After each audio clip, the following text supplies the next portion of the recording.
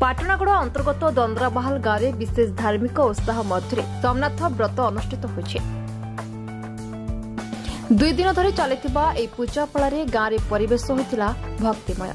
महिला और पुरुष मिशिथिबा प्राय 150 व्रतधारी एथिरे सामिल होई भगवान सोमनाथଙ୍କ पूजा अर्चना करथिले। व्रतधारी माने उपवास करी बेलपत्र धूप जल धूप और फूल द्वारा शिवलिंगर अभिषेक करथिले। पुरोहितଙ୍କ नेतृत्व में मंत्र उच्चारण भजन और आरती सहित पूजा पर्वण अनुष्ठित होता। गाँवासी मैंने कहते प्रतिवर्ष दंद्राबाहाल सोमनाथ व्रत को अत्यंत श्रद्धा और स्नेहर सह पालन कराए। गाँव में शांति समृद्धि और भक्तिभाव बढ़ी थाए बोली स्थानीय माने विश्वास करते। Bureau report Satej TV.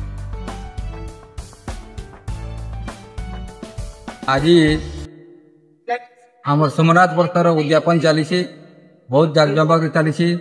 हाराहारू 20 ରୁ 25 वर्ष है आम कर आसुलु। एवं तार पूर्णाति कर उद्यापन जेनटा कहुसी 100 ରୁ 150 लोग इटा उद्यापन करुँ। बहुत जाकजमक होचे। ग्रामवासी समस्त सहयोग यात्रा बहुत धूमधाम होता। पानी वर्षा होगला से कम है।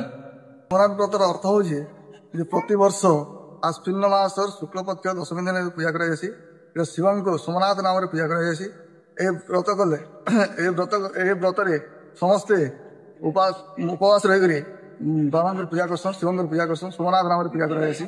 बालुका लिंग स्थापित करी मूर्तिका किंबा प्रस्तर लिंग स्थापित करी बाबा पूजा कराई। इधर उद्देश्य कारण से विधि कारण रही विधि उद्देश्य हूँ पूजा कले शिव पूजा शिव आशुतोष सन्तोष हे आ विभिन्न प्रकार मनस्कामना पूर्ण।